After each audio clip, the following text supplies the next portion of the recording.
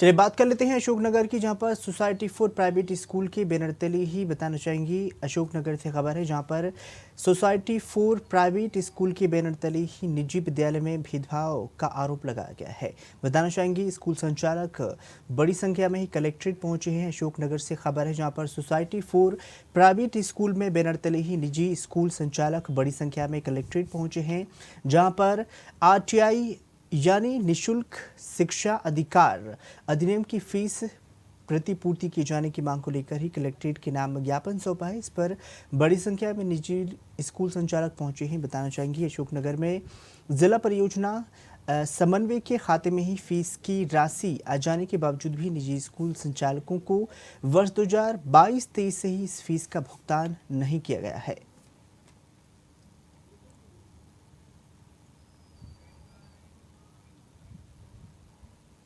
RT के भुगतान के संबंध में है। आरटी का जो 25% स्टूडेंट्स का जो भुगतान शासन के द्वारा किया जाता है निश्चित राशि के माध्यम से, तो प्रति वर्ष जो भुगतान आता है उसका लगभग 2 साल पुराना पेमेंट हमें मिलता है।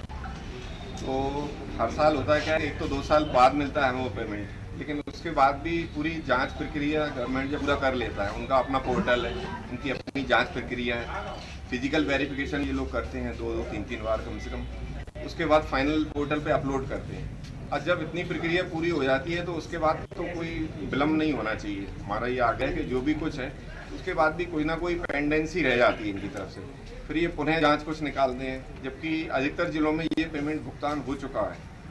हमारे सहित कुछ जिले शेष हैं जहाँ ये भुगतान की प्रक्रिया शेष है, तो वही अनुरोध है कि इसको अविलंब पूरा किया जाए और ऐसे प्लेटफॉर्म पर आया जाए कि इसमें विलंब क्यों हो। जब 2 साल बाद भुगतान हो रहा है, सब कुछ आपके हाथ में है, पोर्टल आपके हाथ में, ऑनलाइन सब कुछ पोर्टल पे पड़ा हुआ है, फिजिकल वेरिफिकेशन सब कुछ होने के बाद तो कम से कम एक बार में पेमेंट हो जाना चाहिए। 2 साल बाद पेमेंट, उसमें के बाद विलंब